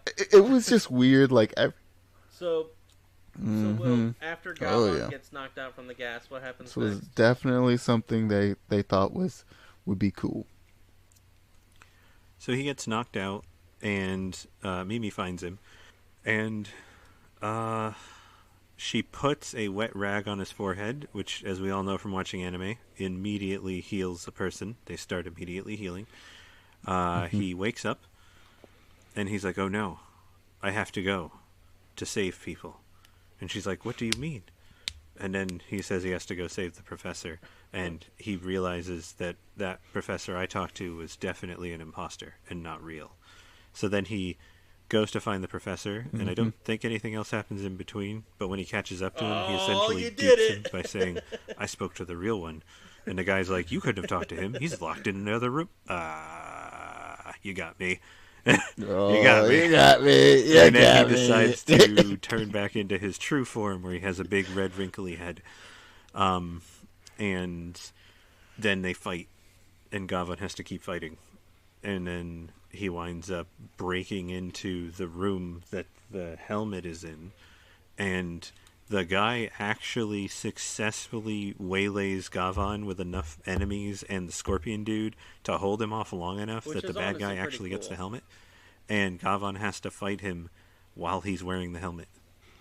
Mm-hmm. It is. The helmet looks pretty sweet. He puts it over his other... This is a hat-on-a-hat moment, because the guy who's already dressed as an alien, wearing a giant head, has to put another giant object on top of that one. And he's wearing... I feel like they cut away because... I mean, it looked like it could have fit, but also the prop team might be like, please don't do that. We have like one of those. They're very expensive and hard to make. It'd be like... Oh, yeah. Kendo gear, almost like? Yeah. Yeah. Like chibi? Like when they do chibi characters? Like that type of thing. Like, oh, yeah. Yeah, it definitely looks like it was Kendo gear. Like it was like designed to go on top of the helmet. So it's kind of like that. Or like... And then just a really medieval looking badass helmet that's going like Hail Satan, you know what I mean? Yeah. Yep. It's got wings on the side. You just gotta, promote I don't think they say those words. Sean might be editorializing a little. But they then have... Exactly. So... Another thing he makes no money on. No. They fight, and he beats the scorpion monster. I believe it's normal sized, and he shoots it with the laser, and it explodes. Then he has to fight the other dude, and he has to sword fight him, because remember, guy's wearing a helmet, and if you're dressed like a knight, you gotta fight like a knight.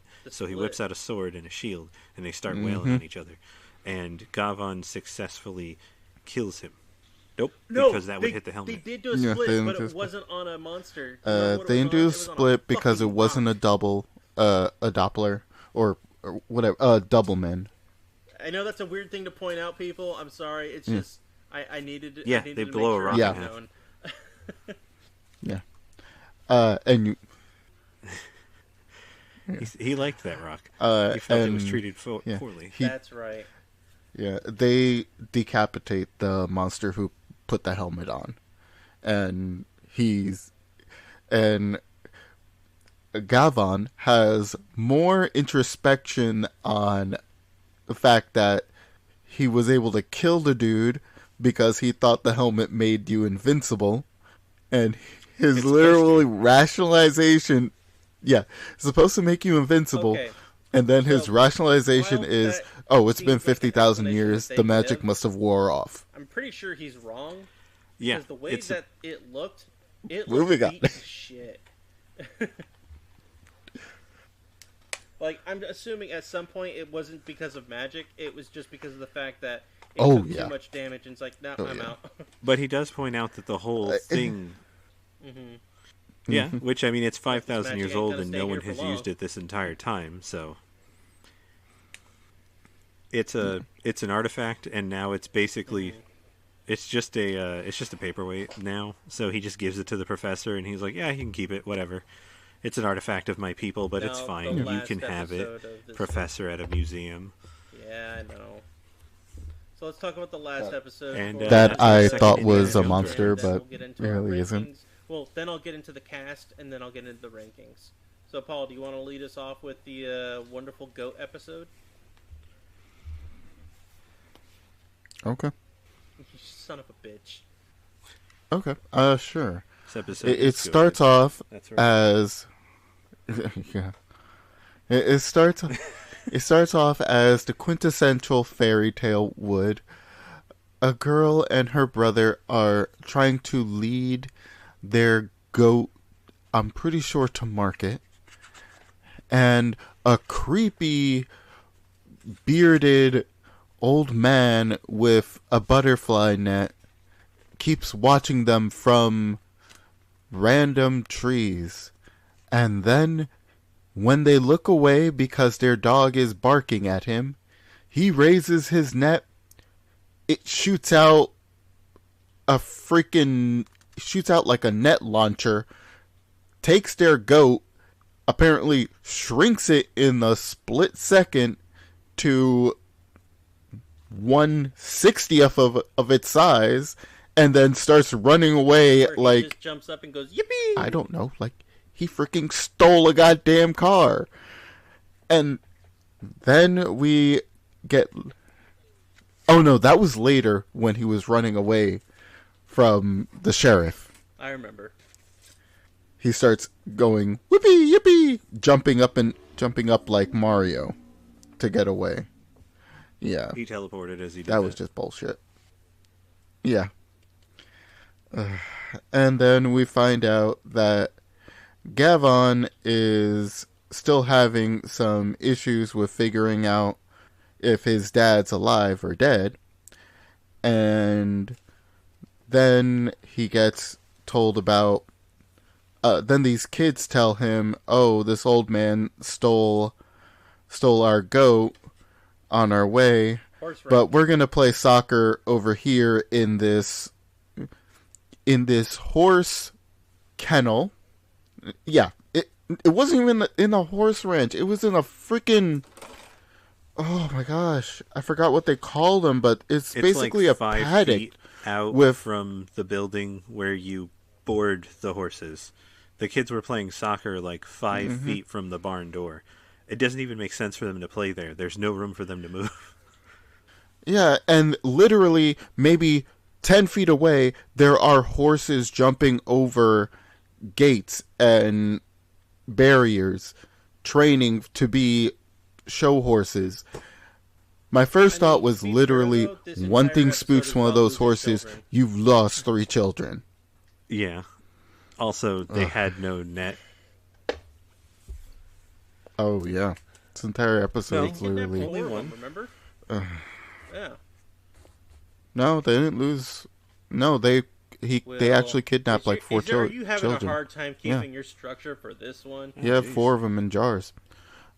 Oh, and then apparently... I mostly remember the goat being in a jar, and then he vapes it, and then he had one kid in a jar who he re-enlarges and almost vapes. Oh my god. I forgot about the other kids. But yeah, there were, I think, 3 others in the room. He looks like if John Waters were like, he comes off as like every smile every after school special about strangers. Yeah. And then we go into the fact that first we see Gavan investigating the location, the actual laboratory, and apparently it doesn't matter who you are. Sensitive, top secret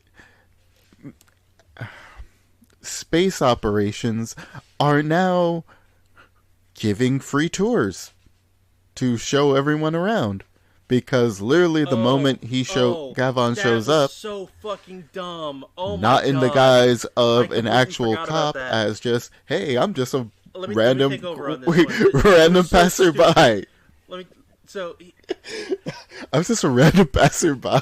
just a random passerby. Yeah, he just rolls up and goes, "Hey, what's going on?" And she's like, "Oh yeah, that's the doctor who runs this facility. Yeah. We make this really cool energy drink here." And he's like, "Oh, neat, thanks," and then just walks away. Yeah. It's like it's the equivalent of one of us walking onto like a Pepsi plant, and they go, "Oh yeah, that's the guy who runs our R&D division," and then you just go, "Thanks, neat," and walk across the street to a cafe. Yeah, it was like, wait, she literally just told him, and no, she also escorts him throughout the facility. She tells him she'll take him on a tour. And she walks it through the building. You don't see it, but she walks him through the building, and it's like, oh yeah, this is he walked up, got a guided tour, and left. Yeah. You're like, oh, it's him. Well, time for me to escalate things. And then he just walks away. God. Yeah. Yeah, it was like, okay. And And then, as they're trying to investigate some more, the children, as all children do in fairy tales, walking home from school, get attacked by the old man with the net, and he starts kidnapping the kids one by one until they actually notice that one of them is gone. And apparently, because the boy's sister disappears, he runs, tells Gavan, "Hey, Renji, my sister's missing. Last time I saw her, she was in that in the woods over there." Okay, I'm going to go check. He doesn't find her. He's running through the woods trying to find the girl, and then he sees the scientist in his disguise as an old man and goes, "Wait, I know you." And then the scientist goes, "Oh, you know me? Okay, I'm going to do my Mario jump. My Mario jump teleporting." Woo, woo, woo, woo, woo, woo. Paul, can you say it like that? And literally, he is going hoo hoo every single time he jumps, every single time he teleports, and then disappears. And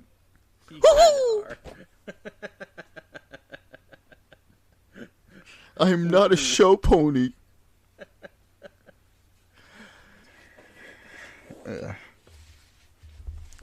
Fuck. But we're almost done with this. I'm not episode, your show pony. He ends up chasing down that guy. But no. From there, after he chases him down, what happens next? Yeah. Chases down the old man. So he winds up in the lab where the kids are, and he pulls Mimi out of his jacket, as you do, and she enlarges, saves one of the kids, and then runs over to the cage with the others, releasing them, taking them to safety. And then Gavan says something cool because he's happy he gets to fight people now, and he proceeds to start fighting them. Crushes that bird to death. Yep. Yeah. Yeah. I know, but I'm pretty sure that's a prop that he just slams in there because, like, that's not how normal birds work. Yeah. It was the more random was the first time, because it was like episode 1 or 2, where he just pulls her out of his jacket, never having shown us that she was there. He just pulls her out of nowhere. And just like, oh, hey. And then she goes back to being a full-size person. And you're like, is she your Pokemon? What the fuck was that? Yeah. But it looks so forceful. So this time they at least show him put her in there and then take her out. And it's like, oh, okay, that makes way more sense. It does. Oh, yeah. Because this guy like, has he two shoves her. He's either chill or he's going. And when he goes hard. Yeah. Permanently hard. 60, it's 0 or 60. There is no... This is not a ramp up. You are either traveling at 0 to 2, or you are traveling at a full speed. So bring us to the end here. Yeah. Yeah, that is Gavan. So they're fighting. He fights... It says like condor, Sasquatch. But none of this thing like except for the head says bird. But supposedly it's a condor. Yeah, kind of. Like a fuzzy Sasquatch that got shaved. So, like, there's only hair on its head. Which, again, looks like hair, not feathers. I don't know why it's a condor. But he winds up fighting it. They suck him into Maku space, as you do. He goes into Maku space because that's what he does. And they start fighting there, but, like, they throw a bunch of stuff at him. And then the condor monster starts throwing, because they're fighting next to the skeleton of some long-dead creature. It starts winging bones at him of the creature that are around them. And he has to deflect them and dodge, because they keep exploding. Oh, and we forgot to mention the other gimmick that happens basically in every fight. At some point, the monster turns invisible. Gavan uses his vision Where it looked like he was ray going to snipe thing it, but that he is just didn't. the eyes light up Z and then he can see vision stuff. or And something. yeah, it can detect things, and he just detects where the monster is.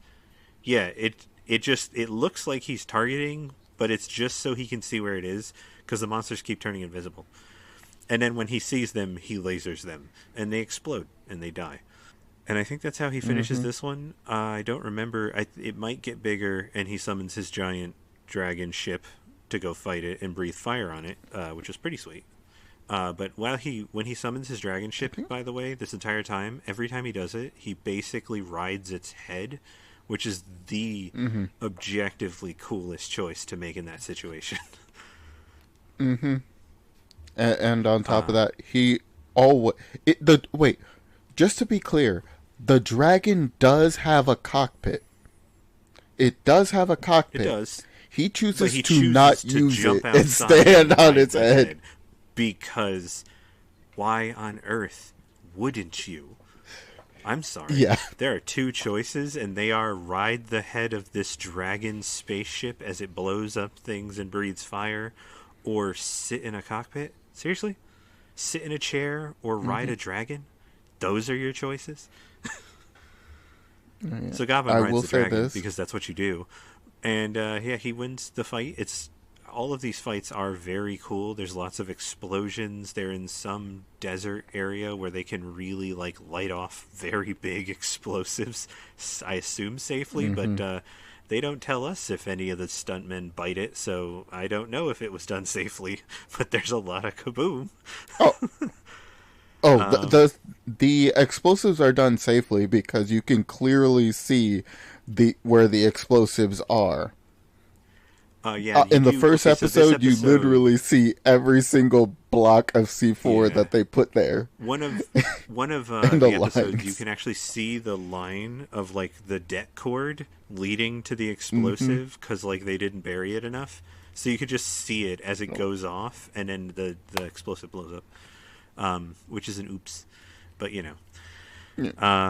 So he fights it, he wins as you do, and he looks off into the sunset, and Mimi tries to shoot her shot again, but while she's doing it, Hunter Killer comes out of literally nowhere, and Gavan looks at him and just immediately goes from "this sunset is amazing and I can feel the tears welling inside me" to "I must kill," and he immediately guns it again to go after the Hunter Killer, and Mimi's just looking at him like, "Oh God, you're fucking dense. Okay."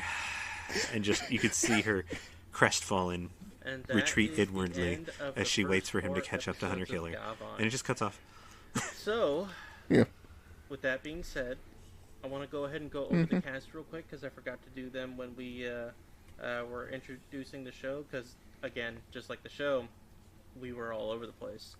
So, for the cast of this particular show, we've got pulling them up right now. Alright, so for the Dolgiran crew, which is Gavan, it is played by... It doesn't say. Why doesn't it say? Fuck you, Wikipedia. There we go, I found it. Alright. So Gavan is played by Kenji So I'm Oba. sure someone writes it somewhere because Mimi every episode has a full credits list. Wakiko Kanou, Kanou. Kuam, her father, is Toshiaki Nishizawa. Let's see. Other people that I'm trying to think of that we've actually seen. Maku is Morita Sakamoto, also known as Don Horror. Hunter Killer is Michiro Ida. And the narrator, which I guess could be helpful at some point. I don't know because I don't think we even hear the narrator all that often. Is Issei Masamune. They do have a bunch of different guest actors for different stunts and different monsters that show up, so I'm sure some of the characters are played by character actors that are really well known or were in 1982. This is a with that 40-year-old being said, show. we've got So, our rankings. reaching that we back wanna for do. So the this. first one, I think it's going to be the obvious, 44-year-olds, is sorry. rank the episodes. So if you all happen to listen to Big Mecha but not huge, we have implemented a ranking system that starts with S, which means top tier. Next one is A, which is great, but it has some missteps. B, which stands for good but could be better. C, which is mid-tier. D, which is awful but has some redeeming qualities. And F means to just forget about it. So eventually we are going to rank the series as a whole, see where we would put this. But I want to start off with the episodes. So let's go ahead and start with Episode 1, The Strange Fortress Beneath Tokyo. This is our pilot episode. Now, we know how much of a cluster this entire thing is, where it just feels like a bunch of vignettes that are stapled together, and it doesn't really have much of a plot. That being said, it is fun, but I think because of the fact that it's just a bunch of random stuff, it kind of weighs it down a little bit. I'm thinking that too. What about you, Will? I'll say it's a B tier. Yeah. Yeah. You said B? Yeah, I said B. Yeah, I would say B is fine. It's good, but yeah, a lot of the show, I fear, is probably going to kind of banish itself to which it's I think good. we will You should get a watch it. standout It's one fun, once we but get it's to just it. going to be a lot of B tier, and then you'll have those standout moments. Yeah. Now the next one, So I'm okay with this episode. Yeah, this is definitely B tier. My opinion for this being B tier is the fact that it has reason I give first episode B is because it does a very good job at setting who the villains are and explaining the hero to the point that so far, you because need of how it much to. it does it like But if it were like a Saturday honestly, cartoon, where it says this you is could what's jump in going any on episode for, and get it. Vegas Get things, like the the Vegas vibe of this. things that you can think of, but it's not really detrimental to the plot. Yeah. Yeah. Yeah. This doesn't. It's not episodic, but each episode can stand on its own, which is good when it's this kind of show, which I have no problem at all. And that's why I say first episode is B tier, because it does a good job of establishing. But you could also have watched the entire series and then have watched the pilot, and it would still be episode 2, a Stolen B tier Japanese episode. Islands. Now, this one is particularly special for me, strictly because of that laugh. But just because one moment was special doesn't mean that the rest of the episode was. Mm-hmm. I'm still pretty offended by the Indiana Jones thing. I know that Will loved it. But, again, the plot was super disjointed to the point where really nothing happened except just random shit happening over and over. As much as I liked the laugh, I think it's C tier. Wow. I would give. Okay, my opinion, it's a B tier episode because, and I'm doing this because I'm saying it because I kind of don't. Which is why I have it as C I kind of have trouble breaking this episode apart from episode 1. So I don't want to knock this. Yeah. I don't want to knock it because I'm having that issue with differentiating it. But yeah, the Indiana Jones segment was really, really freaking bad. And maybe they should have saved that for I agree. the third episode with the helmet, and it would have been more appropriate because it literally feels like it comes out of nowhere. It actually makes way more sense in that episode than it does in this one. Yeah, it comes out of nowhere and it feels like, was that supposed to be somewhere else?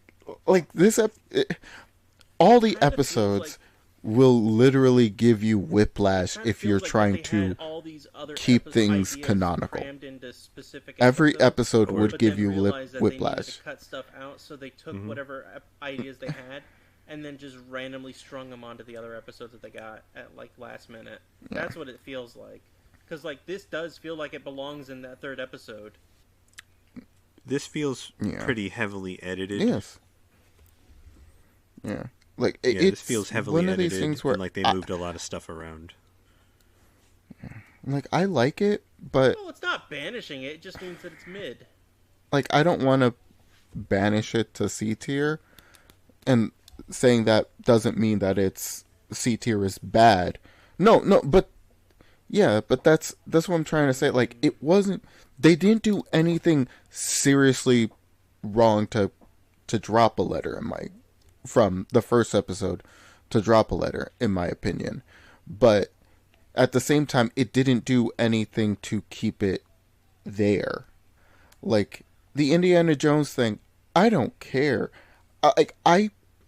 To me, as bad as that looked, it still kind of made me laugh. It made me laugh at that. And it makes me laugh thinking back on it. It's literal to me. It's like a horrible, like a joke SNL sketch. So Will, It's not that bad, but at the same time, like it does feel out of place. So I don't want to say it's C because, but I'll stick with my B for this episode. Compared to episode 1, I would put this one higher.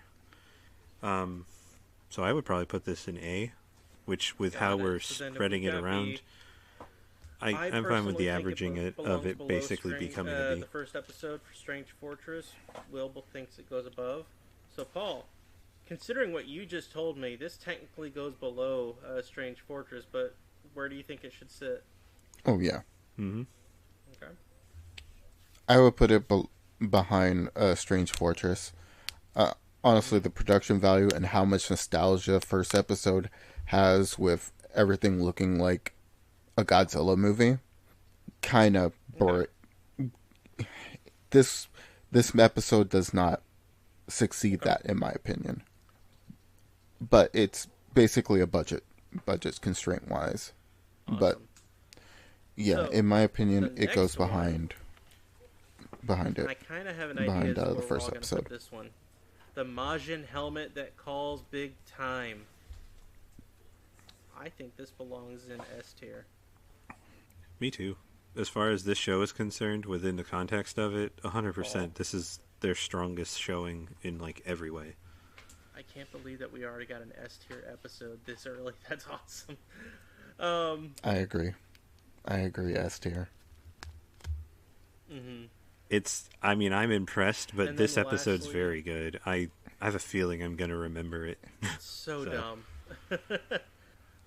And then lastly, I love the it's spike trap. major, The spike trap got me Dr. so Kuroboshi's much. BEM project. Now, I But it don't made think me this so belongs in happy. S tier.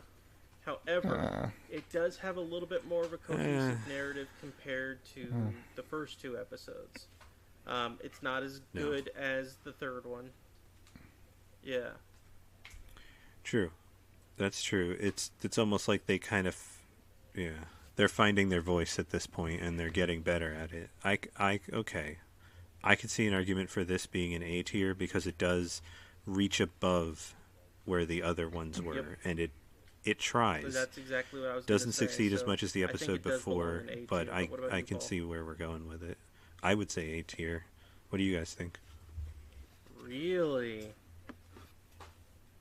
I didn't like this episode at all. because as long as you and I, I were did A not tier, like it this doesn't fuck- episode at all. him. Drag that rating down. I'm like you guys giving it. You guys giving an A. How I low was would you gonna put it, say it gave. I honestly, You're a dirty cop. me that's what feeling you are. generous was gonna say C. Me being generous was gonna say C. Wow. Because I just did not like this one. I You're didn't entitled like to your it. opinion, I didn't and like it at can't all. Get rid of you right now, so Like, I'll give you a season to find That's out. fair. You know what? Okay. You know what? No, no, no. You know what? I will let you guys raise my It actually opinion had a of this narrative compared episode to the first two episodes. if you can point out something that was positive about it. So it does have a cohesive narrative, that's true. That is one of the things they're reaching for. It has a genuinely kind of menacing bad guy. Like, the bad guys have all just been there. I think the Doctor actually almost manages to become a full-fledged, like, villain. They still kill him off, because of course they do, but Yeah. he Yeah, almost he is was a a double. character rather than Yeah. just being there. Like, he almost feels like his own character, and if they hadn't killed him, I could have seen him coming back and being a weird, awful mad scientist. So. There we go. That didn't take much convincing. Mm. You know what? I will agree with it being an A tier. I think it was just the fact that I was so burnt out. We were so loopy by then. No, no, because I'm Hey. literally just thinking about it because I'm like, I think I was just burnt out last night when we watched it. Yeah. By the time we got to that, I was just like, I was done. I was done with it. I was just done. The show was a lot to watch I think all at once. Bear in mind, it was never meant to be watched that way. This was from the time of once a week, probably. Maybe twice. Mm-hmm. So I will go with an A tier, and I will watch it. I will watch this again on my own tomorrow before watching the new episode of Infinity. So I'll give this episode a second shot. I won't. So right now it's at an A, but I will get back to you on how I feel about it. In S tier, we have the Majin for the next helmet episode. that calls big time. In A tier, See we if have it changed. Kids Major, Dr. Kuroboshi's BEM project at number 2. In B tier, for number 3, we have The Strange Fortress Beneath Tokyo. And number 4, The Stolen Japanese Islands. I think that's a pretty good set for now. The second thing that I want to do a ranking on, which we can actually do this pretty quickly, the different Gavan monsters ranked. Mm-hmm. So, I'm going to name them off, in order, and then we will deliberate as to where they go. Mm. So the first we have is Shaco Monster, which is that tri-beast thing that is like a shrimp clam mantis. Then we got the Gamera Monster, which is the toad with the bulbous stomach that turns into a baseball. The Sasori Monster, which is the scorpion. And the Condor Monster, that makes it look like it belongs on Power Rangers Turbo. It's probably where they got the idea for Larigo. So obviously we want to start in order. Shaco Monster. I'm gonna give it to Paul first. No. Shaco Monster is the mantis thing. The one that looks like one from the very first Zemo? episode. That What about the shot one that looks like lasers through its Zemo? back. It looked like a face hugger. Yeah, but Really? okay. Honestly, I would give that one S. Honestly, I would give that one an S tier ranking. That was like literally my favorite. It's my favorite looking monster. Like I will say the one that looks like a beach ball, I liked it, but I only liked it because of how he wobbled when he ran at Gavan. That was literally it. What about you, Will? Other than that, like the design for the first monster was amazing. Yeah, I could see that. It was a very strong first design. So, it's much more memorable, and they put a lot more effort into it than they did with I'd be able to have a couple of the other on ones. that one. I'm just going to put Shaco Monster S. Next is the Gamera Monster, which is the toad that turns into a baseball bat, or baseball, basically. I'm going to go first on this one. I think it's C tier.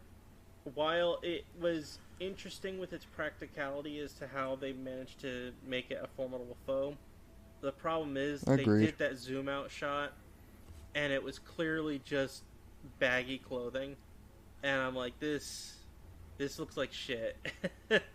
Where you could tell it looked like a person. It didn't look like an actual like rubber monster or anything like that. So I honestly think it's C tier. It's not the worst, because I'm saving the worst for last for me, but I think it's definitely C tier. Whoever wants to jump in. Ooh, okay. D tier. I'm okay with it in C or D tier. I'm down for C tier. I think C tier because no what no I'm gonna go down to D. That's I think right. it's D tier because it didn't look like a monster. It looked more like a mascot. Okay. It looked like a mascot, not a monster. It looked more like a mascot, and It was that's the slower problem. effort. Okay. But Yeah, I could see. So we're doing all of them. I know you want to I go was in gonna order. put Condor at F. I would put this and the Condor I on hated the kind of look the of same that thing. level. It looks so They're- stupid. I kind of get what they're going for. Oh, you just complete failure. Like, it doesn't even look like the thing it's supposed to look like. I like the mask that they have on its face. I just don't understand what it has to do with a bird or a condor or why it's even called that. Like, none of its garbage. design evokes even bird for me. I don't know how you would get condor specifically. Like, I don't understand. I'm So, good with D. okay, I could it see that literally F, looked but, like a guy.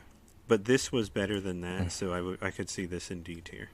So fine then with the that. last one that we're gonna do, because we already know that And Condor's we F don't at really this need to point, belabor the or point do that we Condor is have in the a bottom differing of opinion, the Paul? barrel. Oh yeah.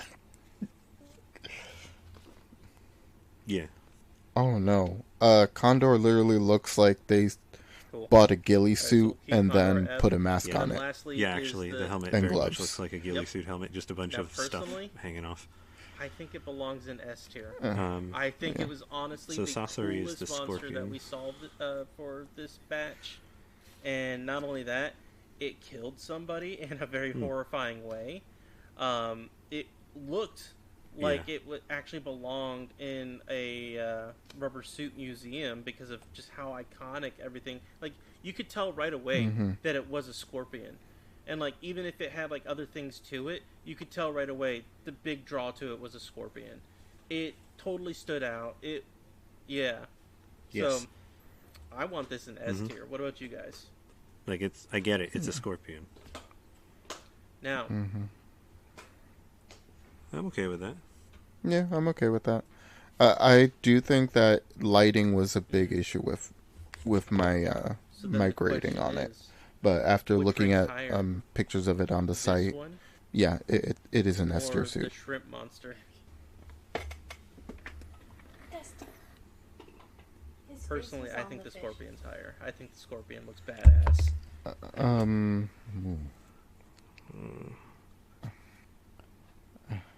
Yeah. I think that I Okay, feel like see- it's one of those, like, both had a lot of effort, but I would put Scorpion above it. Scorpion, after seeing an actual picture of it with good lighting, it looked amazing. It looks amazing. I like how literally it looks like a scorpion. It looks like a scorpion standing on its front legs. Take your time, Paul. The, Okay. yeah, I'll Alright. put it ahead of. Rankings here. I'm sorry, I'll put it ahead. I'll put it ahead of the shrimp monster. Alright, so I also put in some explanations as to what they were, just in case. So, in S tier, at number 1, we have the Sasori monster, which is a scorpion. Number 2, we have Shako monster, which is the shrimp clam. Skip A through C. D, at number 3, we have the Gamera monster, which is a toad. And then 4, on letter F, we have Condor monster, which is not a bird. That sound pretty accurate to you guys? Awesome. I'm glad to hear that. Nope. So, Yeah, sounds pretty I good was to me. going to get us into Gavan Infinity just for a Yeah, little bit. sounds accurate and 'cause I fair just to me. want to hear a basic opinion. But I think we can hold off for that until we come back for the Gavan Infinity episode next week. Yeah, I think we can do that. So Just guys, do episode I had a 2. fun time We watching could just this, kind of even wrap it though into I when we talk about wanted the to show. blow my brains out a couple times. But Yeah. I had a fun time. I'm actually really excited to continue watching this compared to watching Metabots. So, same time next week. Oh, fuck you. But you're Yeah. right. Season 3 I really puts the warned you. rot in I know you're Meta playing me, but you're right. That's it, guys. You guys have anything else you want to say before we sign off for the evening? I'll take that as a no. All right. Well then, Toku for Two activated. Have a good night, everyone. No. Good. Good. Night, everybody. Don't you mean electroplated? He's right. I'm gonna finish my recording.